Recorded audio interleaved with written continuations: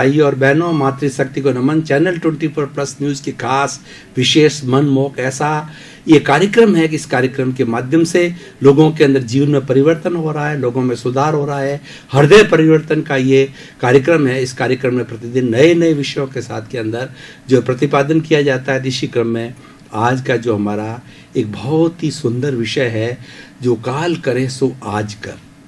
भाई और बहनों, दर्शकगण, श्रोतागण, कबीरदास जी का दुआ है कि काल करे सो आज कर, आज करे सो अब, पल में परलय होएगी बहुरी करेगा कब। ये टाइम मैनेजमेंट है। अगर इस पूरे दोहे को अच्छी तरह से समझा जाए तो पूरा एक एक मिनट का टाइम मैनेजमेंट हो जाता है। और कहा भी गया है कि टाइम इज मनी।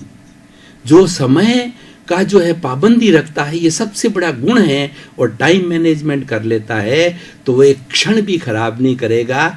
और जीवन जितने वर्ष तक जीवन जिएगा, चाहे 50-100 साल जितना जीवन जियता है, तो टाइम मैनेज करने वाला व्यक्ति उस जीवन की पूरी सार्थकता को बनाए रखता है। तो जो व्यक्ति अपना पर्सनैलिटी डेवलपमेंट करना चाहते हैं, अच्छा जीवन जीना चाहते हैं, समय का सदुपयोग करना चाहते हैं, तो काल करे सो आज करके फॉर्मूले को लगाना चाहिए। अब मैं इसको विस्तार से बताना चाहता हूँ कि किस तरीके से एक टाइम मैनेजमेंट है, किस तरीके से एक व्यक्तित्व गुण है, और किस तरीके से हम इसका पालन करते हैं तो हमारा जीवन बहुत व्यवस्थित हो जाता है। देखिए कि हमारे कोई भी यस्टरडे, ऐसा कहा जाता है, yesterday has gone away, tomorrow never exist, the moment of the today is before you to do something. क्या कभी कल आता है? कल कभी नहीं आता है। कल किसने देखा है? कल आता ही नहीं। देखे कहां से? आज मान लीजिए शुक्रवार है, कल आने वाला जो है शनिवार, आज हम कल कहेंगे, लेकिन कल जब शनिवार आएगा तो उसको आज बोला जाएगा। यानी कल के नाम की कोई अस्तित्व नहीं है। इसीलिए ये कहा गया है कि वो आज का कार्य आज करो। और इस सृष्टि के अंदर ईश्वर ने 24 घंटे हर प्राणी को दिए हैं, और 24 घंटे के अंदर कुछ समय जो है संतुलन के लिए, कि हम जो एनर्जी जो है वेस्ट कर रहे हैं, हमारे टिश्यूज घट जाते हैं, हमारे घिस जाते हैं, उनको पुनः रिपेयर करने के लिए हमें आराम करना चाहिए। श्रम के साथ के अंदर थोड़ा विश्राम भी जरूरी होता है, उसके लिए कुछ सोने का समय, और शेष जो भी 12-14 घंटे का व्यक्ति के साथ में उसका पल पल का, मिनट मिनट का उसको मैनेजमेंट करना चाहिए। उसके लिए व्यक्ति को अपनी एक डेली रूटीन जो है, एक चार्ट बनाना देना चाहिए कि 12-14 घंटे मेरा जो वर्किंग कार्य है, उसमें से क्या क्या मैं मुख्य कार्य कर सकता हूँ कि मेरे जीवन के अच्छे कार्य हैं। और दूसरा ऐसा कहा भी गया है कि शुभस्य शीघ्रम, जो कार्य शुभ है वो आज करो, तुरंत किया जाना चाहिए, क्योंकि कल पता नहीं आता कि नहीं आता है। जो इसीलिए क्या है कि इसका ये मैनेजमेंट इतना सुंदर है। अब देखिए, इसमें कुछ मैं फॉर्मूले आपको बताना चाहता हूँ। सबसे बड़ा फॉर्मूला ये है असाइनमेंट ऑफ द प्रायोरिटीज। अब आप देखिए 12-14 घंटे के अंदर क्या कार्य किए जा सकते हैं, और इसके अंदर सबसे मुख्य कार्य क्या है, अहम कार्य क्या है, जो कि मेरे जो है वो जीवन से जुड़ा हुआ है, उसको सबसे पहले 1 नंबर पर कीजिए, 2 नंबर पर कीजिए, 3 नंबर पर। इस तरीके से असाइनमेंट ऑफ प्रायोरिटीज बना दीजिए, और उस असाइनमेंट प्रायोरिटी के अनुसार उतनी बनाइए कि व्यक्ति उस दिन का कार्य कर सकता है। और जो कार्य, वैसे तो जीवन हमारा मान लीजिए 70 वर्ष का 80 वर्ष तक हमें कार्य करना है, लेकिन हमें प्लानिंग आज के लिए करनी है। पता नहीं कल हम रहें या न रहें, अगली सांस आए या न आए, कल का कुछ भरोसा नहीं है कल क्या होगा। इसीलिए आज की उसकी प्लानिंग करके उसको इम्प्लीमेंट करना चाहिए। उसके लिए समयबद्धता बहुत ज़रूरी है। समयबद्ध होने के लिए मैं आज को आपको इस टॉपिक से जुड़े हुए 5 सूत्र देना चाहता हूँ, 5 जो है आपको टिप्स देना चाहता हूँ, जो कि काल करे सो आज कर, उसके लिए बहुत सटीक बैठते हैं। क्योंकि हमें खाली थ्योरी है ना, एक सिद्धांत है, वो एक हमारा सिद्धांत होता है, एक हमारा जो कहना चाहिए आदर्श होता है, हमारी एक मंजिल होती है, हमारा यार्ड स्टिक होता है, हमारा ब्लूप्रिंट होता है, हमारा माइलस्टोन होता है। लेकिन प्रश्न ये है कि उसको हम करें कैसे, उसको करने के लिए हमारे पास मेथोडोलॉजी होनी चाहिए, हमारे पास में कुछ सिस्टम्स होने चाहिए, हमारे पास सूत्र होने चाहिए ताकि हम उसको कामयाब कर सकें। तो इसके 5 सूत्र जो है मैं आज से काल करे सो आज करके बीच में बताना चाहता हूँ, किस तरीके से हम टाइम मैनेजमेंट कर सकते हैं, टाइम के अनुसार हम कैसे कार्य कर सकते हैं। तो पहले सबसे पहला भावक क्रिया। भावक क्रिया का अर्थ ही होता है कि वर्तमान में जीना, मतलब जो कल किया जाना आज करने की बात हम कर रहे हैं, मतलब वर्तमान में जीना। To remain in the present only, to live with the present moment. तो भावक क्रिया, खाने के समय खाना, पीने के समय पीना, सोने के समय सोना, बैठने के समय बैठना, लिखने के समय लिखना, इससे क्या होगा कि हम प्रेजेंट टाइम में रहने से हमारी एकाग्रता, हमारी स्मरण शक्ति इतनी बढ़ जाएगी, वो कार्य हम तुरंत कर लेंगे, उसके अंदर किसी तरह की भूल नहीं होगी, उसको पुनः देखने की आवश्यकता नहीं होती।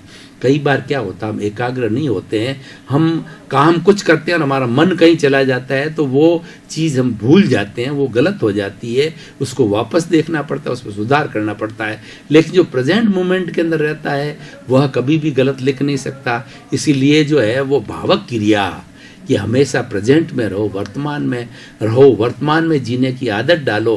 भावक क्रिया को करने वाला व्यक्ति जो है हर क्षण वर्तमान में रहेगा, हर क्षण का वो भरपूर उपयोग करेगा, और सबसे बड़ा बेस्ट जो टाइम मैनेजर वो होगा, टाइम का मैनेजमेंट करेगा। तो ये भावक क्रिया कहलाती है। और भावक क्रिया में करने वाला, भावक क्रिया स्वयं अपने आप में एक ध्यान है, ये मेडिटेशन है। कोई व्यक्ति मेडिटेशन में अलग से बैठकर मेडिटेशन करे या ना करे, लेकिन भावक क्रिया करती है तो वो ऑटोमेटिक वो जो है एक कहना चाहिए मेडिटेशन है, क्योंकि वो खा रहा है तो उसका सारा ध्यान खाने के अंदर ही है। वह कुछ लिख रहा है तो उसका ध्यान पूरा लिखने में, एक डॉक्टर जो ऑपरेशन कर रहा है तो उसका ध्यान ऑपरेशन के अंदर, शिक्षक पढ़ा रहा है उसका ध्यान उसका पढ़ाने में, एक अगर गृहिणी जो है भोजन बना रही है उसका सारा ध्यान भोजन के अंदर ही है, तो उससे कोई गलती होने की कोई संभावना नहीं रहती है। हमारी गलती होने की एक मान लो ट्रेन का जो है वो इंजन चलाने वाला ड्राइवर है, उसका ध्यान केवल इंजन ड्राइविंग के ऊपर, हम जो कोई भी व्हीकल ड्राइव करते हैं हमारा ध्यान केवल व्हीकल ड्राइविंग के अंदर प्रेजेंट मोमेंट के अंदर रहता है, तो हमारे से गलती होने की कोई संभावना नहीं होती है। जितने भी ये एक्सीडेंट्स होते हैं, जितने भी ये गलत कार्य होते हैं, उसके अंदर हम क्या भावक क्रिया में नहीं रहते हैं, उस कारण से गलतियां होती है। उस गलतियों का खामियाजा पूरे ग्रुप को और कई लोगों को भुगतना पड़ता है। एक मान लीजिए ड्राइवर, जैसा मैंने बताया कि वो प्रेजेंट मोमेंट में नहीं है और उसका ध्यान ड्राइविंग के अंदर नहीं है, तो हो सकता है बीच के अंदर कोई ऐसा ऑब्स्टेकल आ जाए और ट्रेन उससे भिड़ जाए, और ट्रेन भिड़ करके वह गिर भी सकती है और हज़ारों लोगों का सर्वनाश हो सकता है, एक्सीडेंट हो सकता है। तो ये जीवन के हर जो है ना हर कार्य के अंदर होता है। वो क्यों होता है? हम भावक क्रिया में नहीं होता है। दूसरा, प्रतिक्रिया विरति, कितना सुंदर सिद्धांत है अपने काम को समय पर करने का। अपनी जो असाइनमेंट और प्रायोरिटी हमने तय करी है दिन के अंदर, उन सारे कार्यों को एफिशिएंटली करने के लिए जो काल करे सो आज कर, मतलब जो कल किया जाना काम, जो कल पे हम पेंडिंग छोड़ते हैं, वो आज ही आज निपटाने के लिए प्रतिक्रिया विरति। होता क्या है कि कोई व्यक्ति कोई बोलता है तो हम उसकी प्रतिक्रिया के अंदर 4 शब्द और बोल जाते हैं, और उसके बाद में वो फिर 4 बोलता है, बाकी बोलता है, हम 8 बोल जाते हैं। इस तरीके से तू मैं होकर के लड़ाई झगड़ा जो हो जाता है, और हम इसके अंदर समय बहुत प्रतिक्रिया में बहुत बर्बाद करते हैं। इसीलिए प्रतिक्रिया विरति, यानी किसी व्यक्ति ने कोई बात कही और हमें वो ग्रहणीय है और हमें करनी है तो करने में लग जाना चाहिए। उसकी बात का वापस ऑपोजिशन करना, या वो बात हमें अच्छी नहीं लग रही है तो उसका कटाक्ष करना और उसकी बात का जवाब देना, नहले पे देला मारना, तो ये तू मैं जितनी होती है घरों के अंदर होती है, ये प्रतिक्रिया विरति से होती है कि एक दूसरे से बहस छिड़ जाती है, एक दूसरे की बात का जो है जवाब ये आदमी तक नहीं, मेरे को उसके अंदर अहंकार की भावना, जी मुझे ऐसा कैसे कह दिया, तो वो उसको सुनाने लग जाता है, झगड़ा टंटा लड़ाई सारा फिसाद समाज के अंदर। ये जो है प्रतिक्रिया विरति नहीं रखने से होता है, प्रतिक्रिया करने से होता है। तो अपना अच्छा टाइम मैनेजमेंट करना, किसी ने कोई बात कही और हमारे मान लो गले नहीं उतरी, हमको अच्छे नहीं लो, लेट गो कर दो। लेट गो करने की आदत होनी चाहिए और हमें उसी चीज़ को ग्रहण करना चाहिए जो हम कोई सुन रहे हैं। काम की बात उसको सुन लिया और बिना काम की निस्सार बात है उसके ऊपर उपेक्षा कर दी, उसको ध्यान नहीं दिया, तो उससे हमारा जो एनर्जी वेस्ट नहीं होगा, टाइम वेस्ट नहीं होगा। और हमें तो देखिए 12-14 घंटे ही मिले, 12-14 घंटों के अंदर हमारी लिस्ट लंबी है और हम किसी के साथ प्रतिक्रिया सड़क के ऊपर, हम भोजन के समय के अंदर, अपने जो हस्बैंड वाइफ के बीच के अंदर घर वाले सदस्य इस तरीके से करते रहेंगे तो सारा टाइम उसी में खराब हो जाएगा। तो हमारा आज का काम है कल पे ऑटोमेटिकली शिफ्ट हो जाएगा, वो तो फिर उल्टा हो जाएगा। कई लोग ऐसा उल्टा बोलते हैं, हालांकि ये गलत बात है, नहीं करना चाहिए। पर कई बार लोग क्या कहते हैं कि आज करे सो काल कर, काल करे सो परसों, इतनी जल्दी क्या पड़ी है, अभी जीना है बरसों। इसका एक मजाक के तौर पर, चुटकुले के तौर पर लोगों ने ये बना दिया और कुछ लोग इस तरीके का जीवन भी जीते हैं। अभी क्या पड़ा है, आराम से कर लेंगे, आराम से कर लेंगे। अरे भाई आराम से अगली सांस आएगी कि नहीं आएगी, आपका ये आराम कितना लंबा है, आराम से क्या अर्थ है। जो काम किया वो अपना है, जितना कर लिया वो अपना, किया सो काम भजा सो राम, ऐसा कहा जाता है कि साहब हम जो है बूढ़े होंगे जब जो है वो माड़ा फेरेंगे, धर्म ध्यान करेंगे और अपनी आत्मशुद्धि करेंगे, सेल्फ रियलाइजेशन करेंगे। अरे भाई तुम्हें बुढ़ापा आएगा कि नहीं आएगा, इसकी किस क्या की गारंटी, तुम तो आज ही कर डालो जो अच्छा, सुबह शीघ्रम। अगर तुम्हें अगर मेडिटेशन करता है, ईश्वर की भक्ति करना, कोई चैंटिंग करना है तो अभी कर लो, वो कर लिया सो अपना, किया सो अपना है। तो दर्शकगण, श्रोतागण, भाई और बहनों, हम काफ़ी समय से गहन जो है वो निध्यासन कर रहे थे। अब तरोताज़ा होने के लिए थोड़े समय का ब्रेक ले रहे हैं, ब्रेक के बाद पुनः हाजिर होंगे।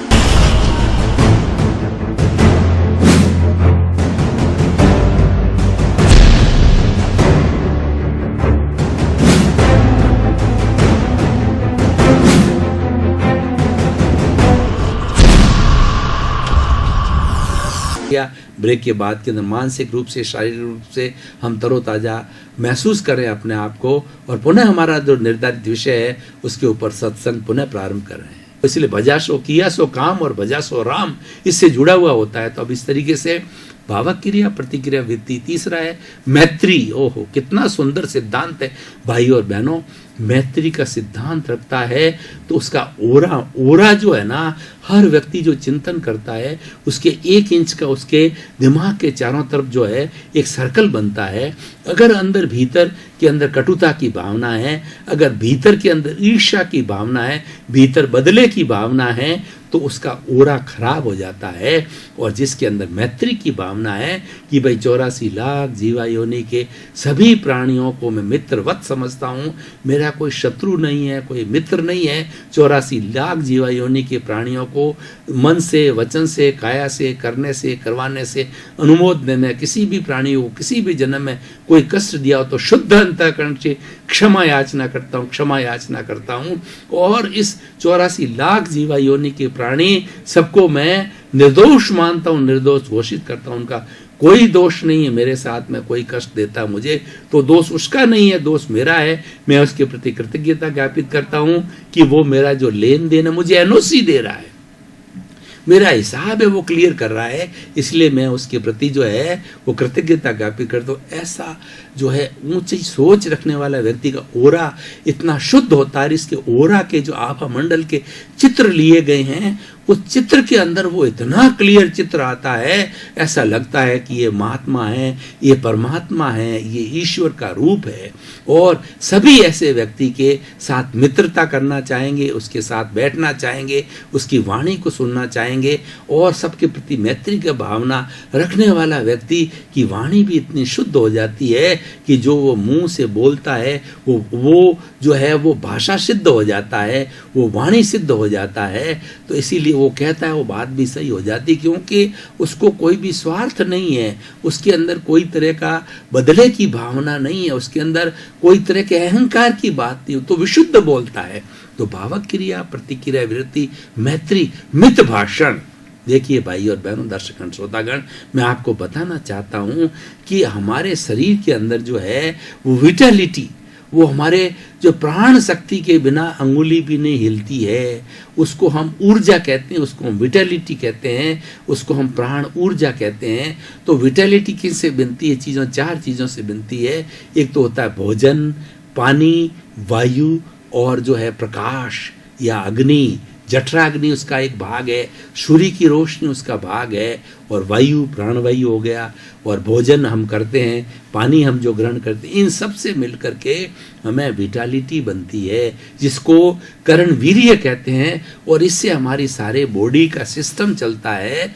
और अगर ये किसी के अंदर ये विटालिटी नहीं होती है तो व्यक्ति को स्मरण शक्ति नहीं होती, वो बोल नहीं सकता, वो कोमा में चला जाता है, शरीर के अंदर हलन चलन नहीं होता है, मन वचन काया की कोई प्रवृत्ति नहीं होती है, वो खाली एक मूर्तिवत हो जाता है, एक शिथिल जो है डेड बॉडी की तरह हो जाता है।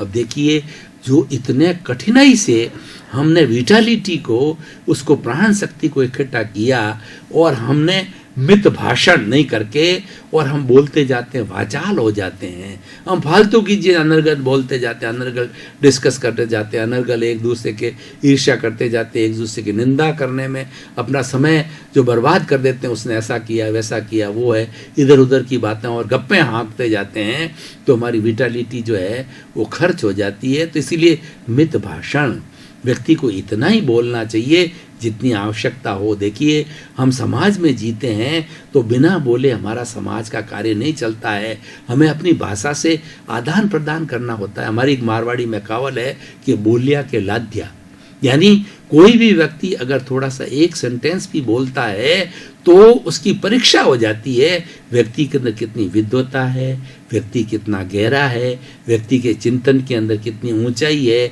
या कितना हल्कापन है, या व्यक्ति का पूरा व्यक्तित्व जो है उस व्यक्ति के बोलने से मालूम हो जाता है।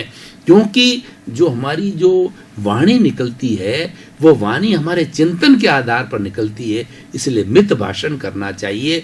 उससे हमारी विटालिटी, हमारी जो एनर्जी है वो भी कम खर्च होगी, और जो है वो मीठा बोलना चाहिए और ऐसे वचन बोलना चाहिए जो कि औरों को भी अच्छा लगे। वाणी ऐसी बोलिए मन का आपा कोय, औरन को शीतल करे और आप शीतल होए। आप 24 घंटे के अंदर कम से कम भाषण करें, मित भाषण करें, और वो ऐसा लगना चाहिए हर एक व्यक्ति सुनना चाहे, वो सत्संग होनी चाहिए। आपके घर के लोग भी जो है वो ये अपेक्षा करे आपसे कि आप थोड़ा और बोलें। और उसके साथ साथ में फ्रेंड सर्कल में बैठे हैं या समाज के ग्रुप के अंदर बैठे हैं तो लोग आपसे सत्संग करना चाहे, आपसे कुछ सुनना चाहे कि कुछ हमें ज्ञान की बात बताइए। तो ये क्या है? मित भाषण। हम किसी के साथ सत्संग करते हैं, मैं आपके साथ सत्संग कर रहा हूँ, ये समय की सार्थकता है, ये मुझे भी आनंद दे रहा है और आपको भी आनंद देगा। और इस तरीके से कई सैकड़ों एपिसोड जब तैयार हो जाएंगे, एक विरासत बनेगी। हमारे महापुरुषों के अंदर जितनी जितनी वाणी है, कोई व्यक्ति सृष्टि के अंदर अमर नहीं है। जो व्यक्ति अच्छी ज्ञान की चर्चा करके और ज्ञान का अच्छा भंडार इकट्ठा कर लेता है तो खुद के लिए तो निश्चित तौर से अच्छा होता ही है, लेकिन एक विरासत छोड़ के जाता है, वो व्यक्ति अमर हो जाता है। इसलिए कहा जाता है कि व्यक्ति ज्ञान युक्त कृतियां, चाहे भाषण के द्वारा, चाहे ऑडियो के द्वारा, चाहे वीडियो के द्वारा, चाहे पुस्तक के रूप के अंदर, वो जो सृजन करता है साहित्य का, जो समाज के लिए हितकारी है, समाज को ज्ञान देने वाली है, समाज को दिशा देने वाली होती है, तो वो निश्चित रूप से वो एक विरासत होती है। तो ये इस देखिए भाव क्रिया, प्रतिक्रिया, वृत्ति, मैत्री, मित भाषण, और अगला है मिताहार। मिताहार का मतलब व्यक्ति को भोजन इतना ही करना चाहिए जिससे हमारा पेट हल्का रहे। मेडिकल साइंस ये कहती है कि इस पेट के अंदर 4 भाग कीजिए, 2 भाग के अंदर जो ठोस भोजन कीजिए, 1 भाग पानी के लिए करिए और 1 भाग वायु छोड़ने के लिए कीजिए। अगर वायु नहीं छोड़ी जाती तो हमारे डकारें आती रहेगी और दूसरा हमारे आफरा चढ़ जाएगा और धीरे धीरे शरीर जो है वो इसका पेट जो है फूल जाएगा, पेट भारी पड़ जाएगा और व्यक्ति को नींद आने लग जाएगी। और व्यक्ति जो है गरिष्ठ भोजन करता है, वायु के लिए जगह नहीं छोड़ता है, तो इसीलिए उनोदरी कहा जाती है, अपनी भूख से थोड़ा कम खाया जाए, मिताहार किया जाए। तो भावक क्रिया, प्रतिक्रिया व्यक्ति, मैत्री, मित, भाषण, मिताहार। ये मैंने एक सिस्टम दिया कि मेथडोलॉजी दी आपको कि इसके माध्यम से काल करे सो आजकल हमारे जीवन को हम सुंदर बना करके और हमारा ये बन सकते। अब भाइयों और बहनों, दर्शकगण, श्रोतागण, जैसा कि हमारा पुनरुत्थान कार्यक्रम का उद्देश्य रहता है कि हमें निष्कर्ष की बात करनी चाहिए, सामाजिक उपयोगिता की बात करना चाहिए, हमें जो विषय है उसको जो है वो आज के वर्तमान सिनेरियो की कसौटी पर कसना चाहिए कि क्या ये विषय जो है वो आज के समाज के लिए बच्चों को, युवाओं को, गृहिणियों को, बुजुर्गों को, वरिष्ठ नागरिकों को, हर व्यक्ति को कुछ न कुछ ये अच्छी बात दे रहा है कि नहीं, उपयोगी है कि नहीं, सोशल यूटिलिटीज की है कि नहीं है। वरना क्या है कि मेरा भी समय खराब और कोई लोग सुनना भी नहीं चाहेंगे। तो इसलिए भावक क्रिया, ये भाइयों और बहनों, दर्शकगण, श्रोतागण, बताना चाहता हूँ, काल करे सो आजकल बड़ा सुंदर विषय है, इसका जीवन के अंदर पालन किया जाना चाहिए। हर व्यक्ति को हर क्षण पालन करना चाहिए कि आज मेरी व्यवस्थित जो है असाइनमेंट और प्रायोरिटी की जितनी बातें हैं वो तैयार हो गई है कि नहीं है, और इसमें से फिर क्या है कि शाम को टिक करना चाहिए कौन सा कार्य जो है वो हो गया। और दूसरा क्या होता है कि पहले बाहर का कार्य, फिर हाथ का कार्य, यानी दूसरों से मुझे क्या कार्य कराना चाहिए। दर्शकगण, श्रोतागण, भाई और बहनों, आपका बहुत बहुत धन्यवाद। पुनरुत्थान कार्यक्रम हम तरक्की की ओर, क्यों पुनरुत्थान कार्यक्रम में ऐसे विषयों का विश्लेषण किया जाता है, ऐसे विषय दिए जाते हैं जो हर प्राणी के लिए सार्थक होते हैं, और ये विषय पहले से निर्धारित हो जाते हैं। और हमारा इस पुनरुत्थान कार्यक्रम का जो मुख्य उद्देश्य भी जगत कल्याण करने का है। सर्वे भवन्तु सुखिनः, सर्वे भवन्तु निरामया। इस सृष्टि के 7 अरब की जनसंख्या के लोग सभी सुख से रहें, आनंद से रहें, प्रेम से रहें और अपना खूब शांतिपूर्ण सह अस्तित्व के साथ में जीवन यापन करें। इसी क्रम में आपका जीवन आनंदमय हो, मंगलमय हो, सुखमय हो, धर्ममय हो, और खूब आप शतायु होकर के परोपकार का कार्य करें आपके प्रति।